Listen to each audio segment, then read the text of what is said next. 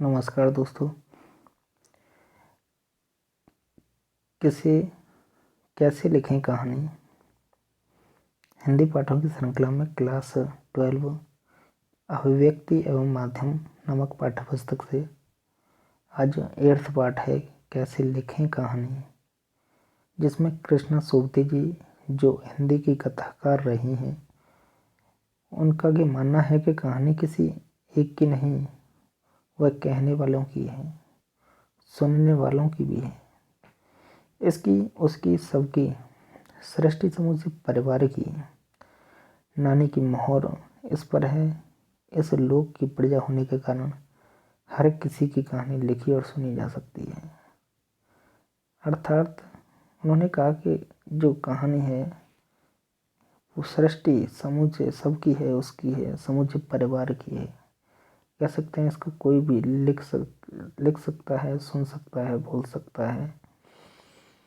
तो आइए जानते हैं कि कहानी लेखन पर विचार करने से पहले कहानी के स्वरूप और उसके इतिहास पर कुछ बातचीत करना जरूरी है। कहानी क्या है?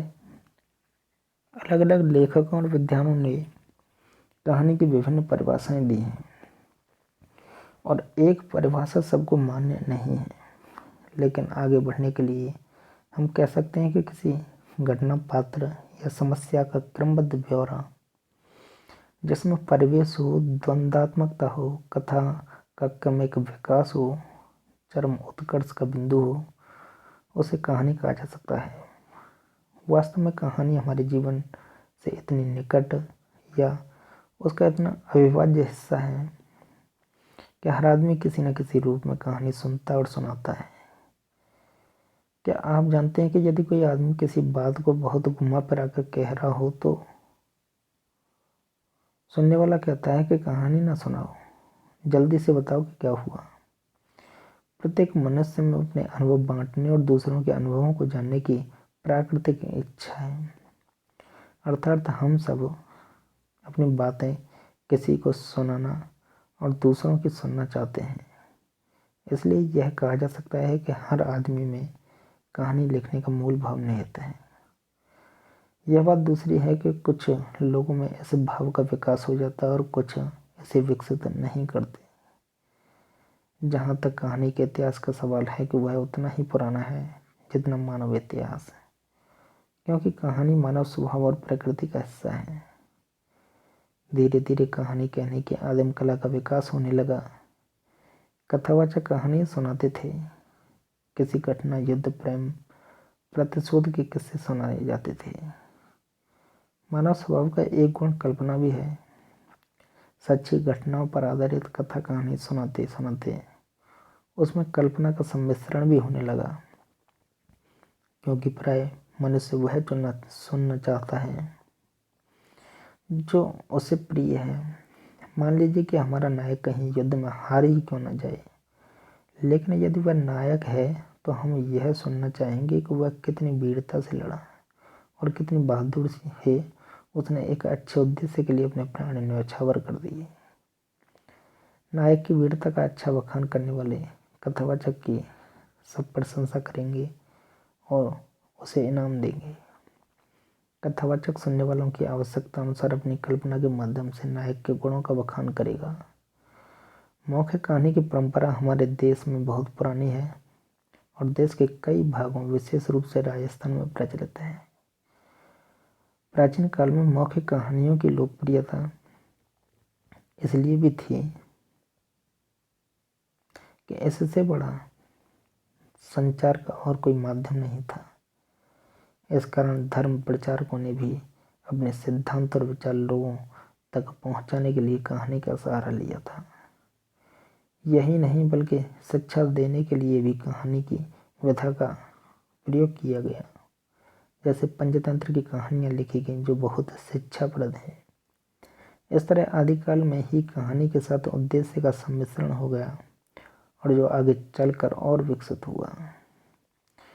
कहानी का कह सकते हैं कहानी का केंद्रीय बिंदु कथानक होता है। कहानी का जो केंद्रीय बिंदु होता है वह क्या होता है? कथानक। कथानक क्या है? कहानी का वह संक्षिप्त रूप जिसमें प्रारंभ से अंत तक कहानी की सभी घटनाओं और पात्रों का उल्लेख किया गया हो, उसको कथानक कहा जाता है। कहानी का वह संक्षिप्त या सूक्ष्म रूप जिसमें प्रारंभ से अंत तक कहानी की सभी घटनाओं और पात्रों का उल्लेख किया गया हो, उसको कथानक कहा जाता है। उदाहरण के लिए प्रेमचंद की कहानी का कफन उपन्यास था एक 10-12 पृष्ठों की कहानी है। कफन जो कहानी है तो 10-12 पृष्ठों की कहानी है, लेकिन इसका कथानक 10-12 पंक्तियों में भी लिखा जा सकता है। घीसू और माधव गांव के दो गरीब और आलसी किसान हैं। बुधिया माधव की पत्नी है, वह प्रसव पीड़ा से कोठरी के अंदर तड़प रही है। कोठरी के बाहर घीसू और माधव अलाव में आलू भूनकर खाने की तैयारी कर रहे हैं। बुधिया प्रसव पीड़ा से मर जाती है। दोनों के पास उसका कफन खरीदने के पैसे नहीं हैं। वे गांव के जमींदार के पास पैसे मांगने जाते हैं। जमींदार पैसे दे देता है। गांव के दूसरे संपन्न लोग भी पैसे दे देते हैं। घीसू और माधव कफन खरीदने बाजार जाते हैं, पर कफन खरीदने के बजाय उन पैसों की शराब पीते हैं और नशे में मदहोश होकर गाना गाते मदियारे में गिर पड़ते हैं। तो इस प्रकार कहा जा सकता है कि कथानक कहानी का एक प्रारंभिक नक्शा होता है। उसी तरह जैसे मकान बनाने से पहले एक बहुत प्रारंभिक नक्शा कागज पर बनाया जाता है, कहानी का कथानक आमतौर पर कहानीकार के मन में किसी घटना, जानकारी, अनुभव या कल्पना के कारण आता है। कभी कहानीकार की जानकारी में पूरा कथानक आता है और कभी कथानक का एक सूत्र आता है। केवल एक छोटा सा प्रसंग या कोई एक पात्र कथाकार को आकर्षित करता है। इसके बाद कथाकार उसे विस्तार देने में जुट जाता है। विस्तार देने का काम कल्पना के आधार पर किया जाता है, पर यह समझना बहुत जरूरी है कि कहानीकार की कल्पना कोरी कल्पना नहीं होती। ऐसी कल्पना नहीं होती जो असंभव हो, बल्कि ऐसी कल्पना होती है जो संभव हो। कल्पना के विस्तार के लिए लेखक के पास जो सूत्र होता है, उसी के माध्यम से कल्पना आगे बढ़ती है। यह सूत्र लेखक को एक परिवेश देता है, पात्र देता है, समस्या देता है।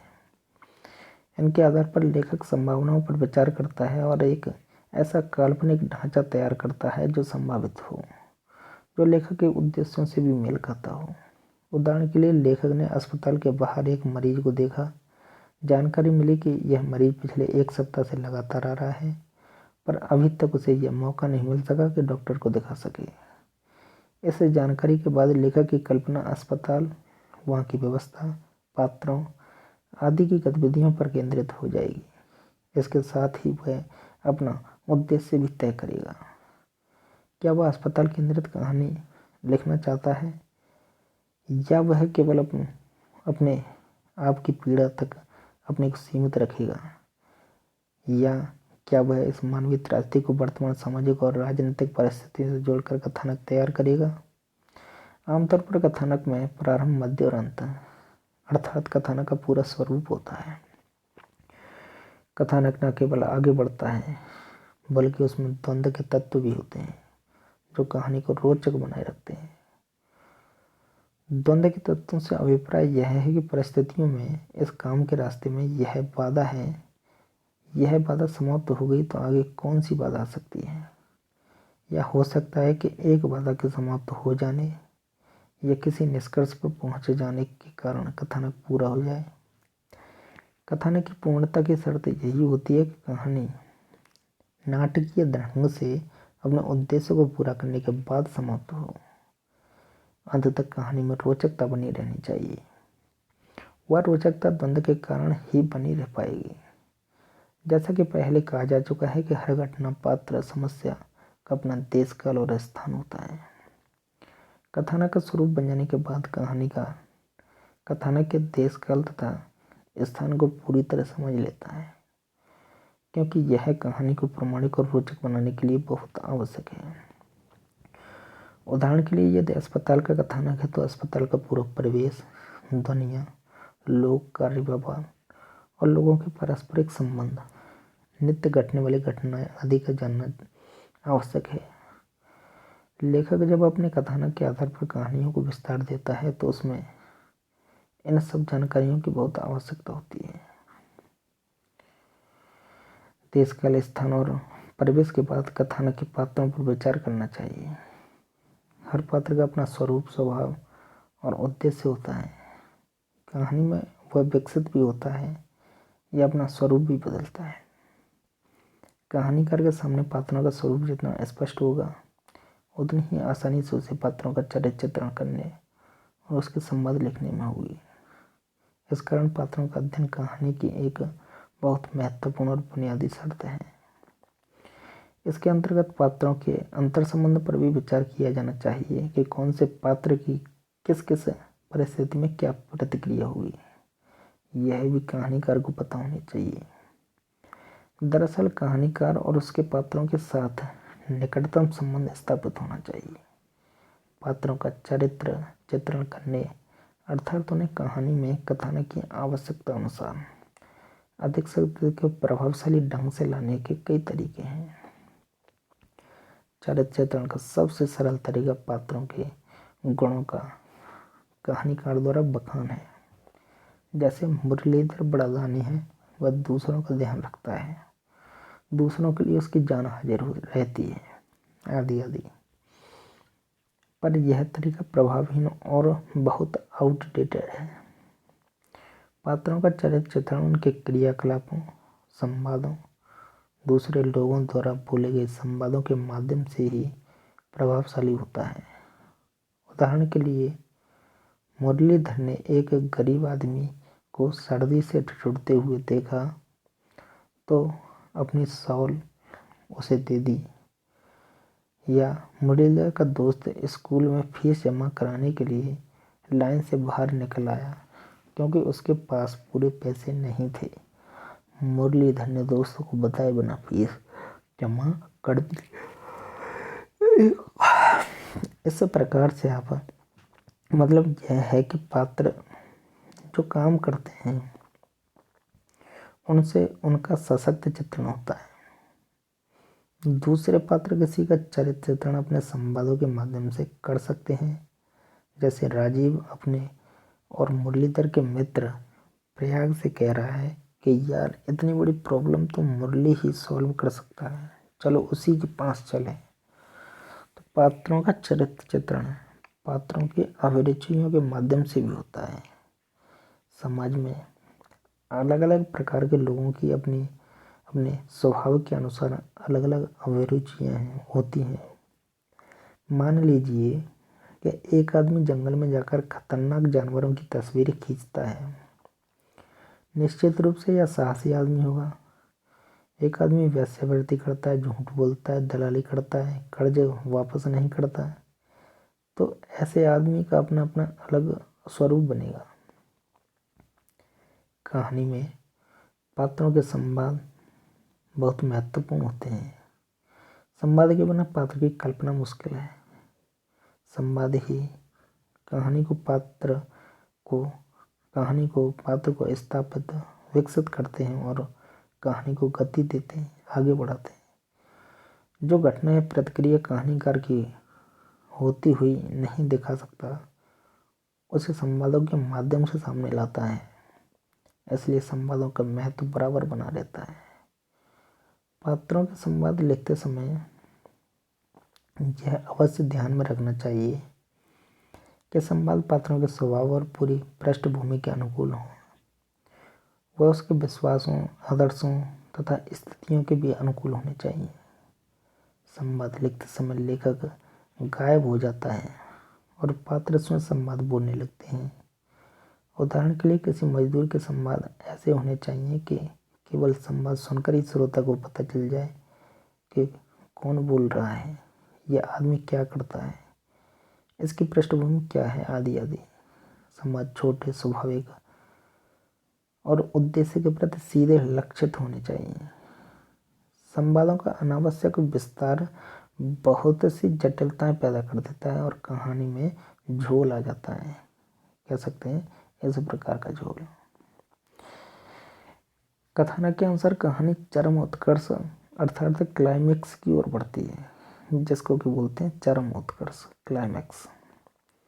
चरम उत्कर्ष का चित्रण बहुत ध्यानपूर्वक करना चाहिए, क्योंकि भावों या पात्रों के अतिरिक्त अभिव्यक्ति चरम उत्कर्ष के प्रभाव को कम कर सकती है।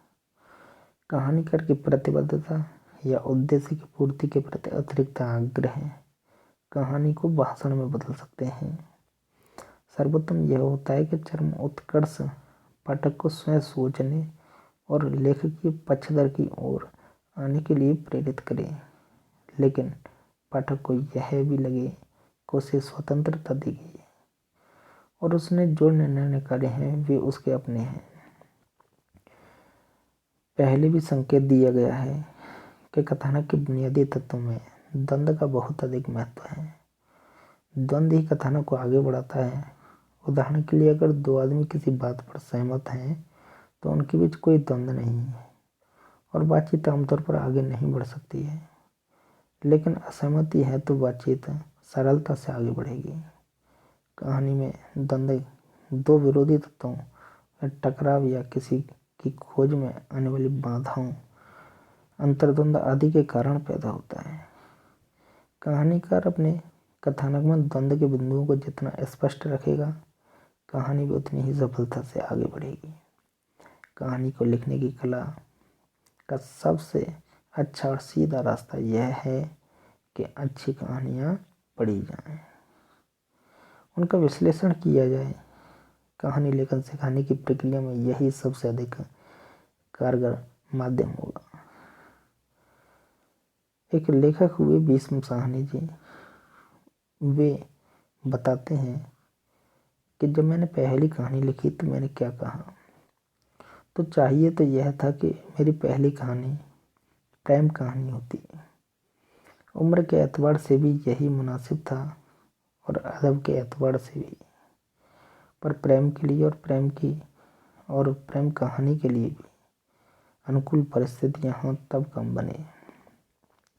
मैंने वही लिखा जो मेरे जैसे माहौल में पलने वाले सभी भारतीय युवक लिखते हैं।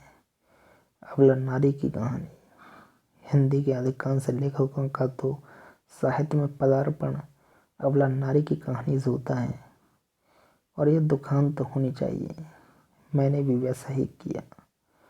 बड़ी बेमतलब बेतुकी कहानी थी, न सिर न पैर और शुरू से आखिर तक मनगढ़ंत, पर चूंकि अबला नारी के बारे में थी और दुखांत थी, इसलिए वानप्रस्थी जी को भी कोई ऐतराज नहीं हो सकता था और पिताजी को भी नहीं।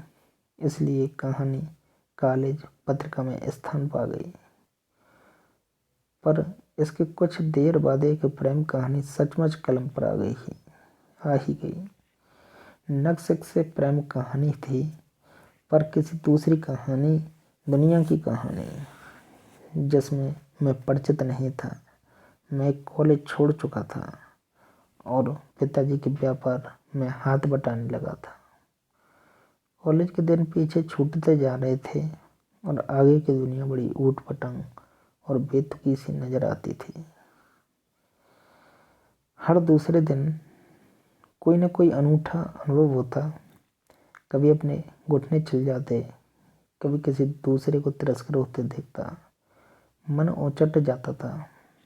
तभी एक दिन बाजार में मुझे दो प्रेमी नजर आए। शाम के वक्त नमूना का पुलिंदा बगल में दबाए मैं सदर बाजार से शहर की ओर लौट रहा था, जब सरकारी अस्पताल के सामने बड़े से नीम के पेड़ के पास मुझे भीड़ खड़ी नजर आई। तो भीड़ देखकर मैं यूं भी उतावला हो जाया करता था।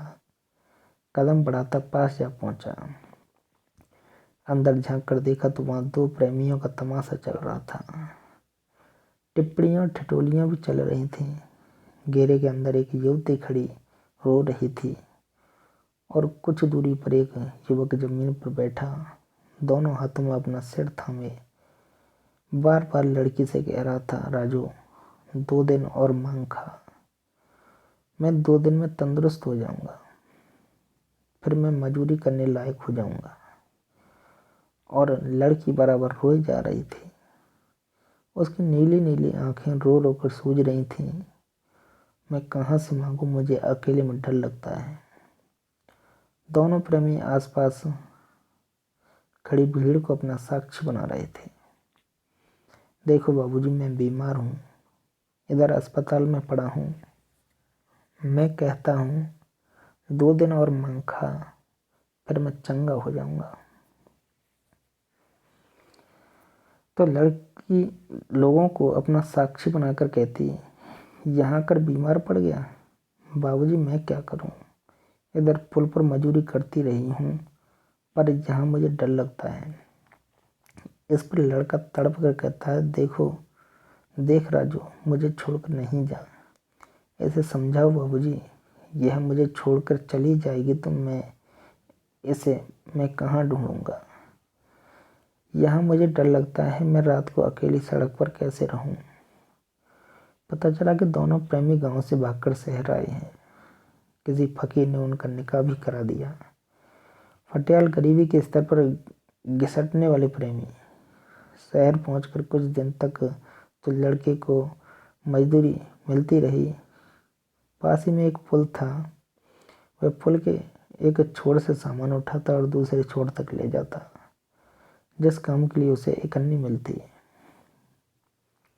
कभी किसी साइकिल से तो कभी किसी का गट्ठर उठाता। हनीमून पूरे 5 दिन तक चला। दोनों ने न केवल खाया पिया, बल्कि लड़के ने अपनी कमाई में से जापानी चीड़ का एक जोड़ा भी लड़की को बनवा कर दिया, जो उन दिनों 2.5 आने गज में बिका करती थी। दोनों रो रहे थे और तमाशबीन खड़े हंस रहे थे। कोई लड़की की नीली आंखों पर टिप्पणी करता, कोई उनके ऐसे वैसे प्रेम पर। और सड़क की भीड़ में खड़े लोग केवल आवाज़ ही नहीं कसते, वे इरादे भी रखते हैं। और एक मौलवी जी लड़की की पीठ सहलाने लगे थे और उसे आश्रय देने का आश्वासन देने लगे। और प्रेमी विलक विलक कर प्रेमिका से अपने प्रेम के वास्ते डाल रहा था। तभी पटाक्षेप की भांति अंधेरा उतरने लगा और पीछे अस्पताल की घंटी बज उठी, जिसमें प्रेमी युवक भर्ती हुआ था। और वह गिड़गिड़ाता चिल्लाता, हाथ बांधता, लड़की से 2 दिन और मांग खाने का प्रेमालाप करता अस्पताल की ओर सरकने लगा। मौलवी जी सरकते हुए लड़की के पास आने लगे और घबराई किंकरतव्य मूल लड़की मृग शावक की भांति सिर से पैर तक कांप रही थी। नायक भी था, नायिका भी थी, खलनायक भी था, भाव भी था, विरह भी, और कहानी का अंत अनिश्चय के धुंधलके में खोया हुआ भी था। मैं यह प्रेम कहानी लिखने का लोभ संवरण नहीं कर सका। लोग चिप पर लिख ही डाले। जो कुछ मुद्दत बाद नीली आंखें शीर्षक से अमृत राय जी के संपादकत्व में हंस में छपी। इसका मैंने 8 रुपये मुआवजा भी वसूल किया, जो आज के 800 रुपये से भी अधिक था। कह सकते हैं कि उनकी जो कहानी थी वह छप गई, जो कि हंस नामक पत्रिका निकलती थी, अमृत राय जी के संपादकत्व में निकली। नीली आंखें इस नाम से वह उनकी जो कहानी थी, किनकी, भीष्म साहनी जी की। तो इसी प्रकार आई होप दोस्तों यह कहानी नामक पाठ, कहानी किस प्रकार से लगे। तो अगर आपको पसंद आई हो ये वीडियो को लाइक करें, अपने मित्रों से शेयर करें। अगर अभी तक चैनल को सब्सक्राइब नहीं किया तो सब्सक्राइब करें। धन्यवाद।